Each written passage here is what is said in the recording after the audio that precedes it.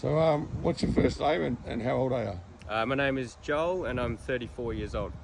And how long you been in rehab? About 15 months. 15 months? Yeah. What are you here for? I'm here for drinking. Used to drink a lot. Yeah. To what extent? I drink probably at least a couple of bottles of wine a day, and in the last couple of years, sort of exploded out to, drinking all through the weekends and every night of the week, and trying to maintain a family life by doing that sort of on the side. Yeah. So what was the worst part? What brought it to a head? Yeah. Look. Probably the loss of my family, that really hurt. So and I just sort of reached the bottom of the bottom in that way. I was only just sort of holding my work together at the same time, so I was really just going downhill pretty quick. Loss of your family, what do you mean? So my ex-wife and kids left the house one day when I came back. And that really hurt. So that was the end of that was the bottom of the bottom. Yeah. And so you reached out. What's it been like for the last 14 months?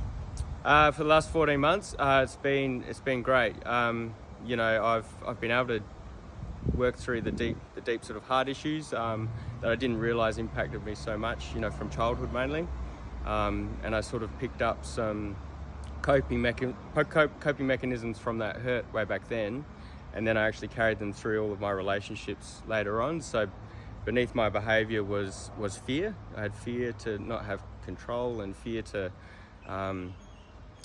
be myself, and then beneath that fear was hurt.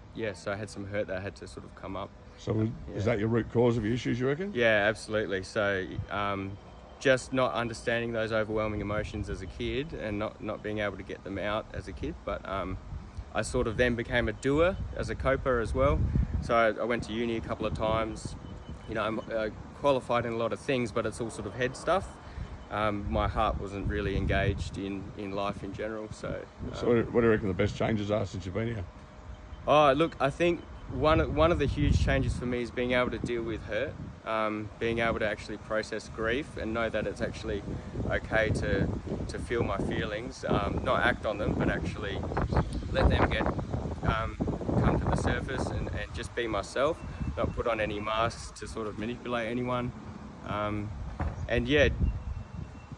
being in a community where people want for you and not from you. And I think they also actually hold the mirror up to you and say, you need to take ownership for your choices. All of our choices have good or bad consequences. So it's also about ownership, owning your own behaviour too. Yeah. So the best and worst thing about Shalom?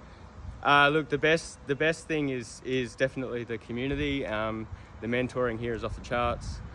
I think finding God in all of it has been just amazing too. So I've sort of come alive in terms of my heart and my spirit, which I didn't even know existed.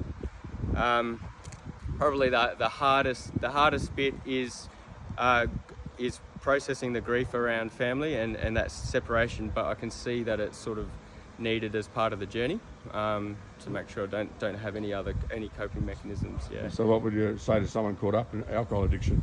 Oh, look, just that addiction doesn't pick and choose, So you might be pretending that you've got it all together, and if you're leading that double life, it will eventually catch you. So the quicker that you sort of own it and rip the Band-Aid off, and face your stuff and reach out for help. Just that inner peace that you've been searching for, you'll be able to find it. You'll be able to feel seen, heard and loved for the first time. That's good. Yeah, it's really good.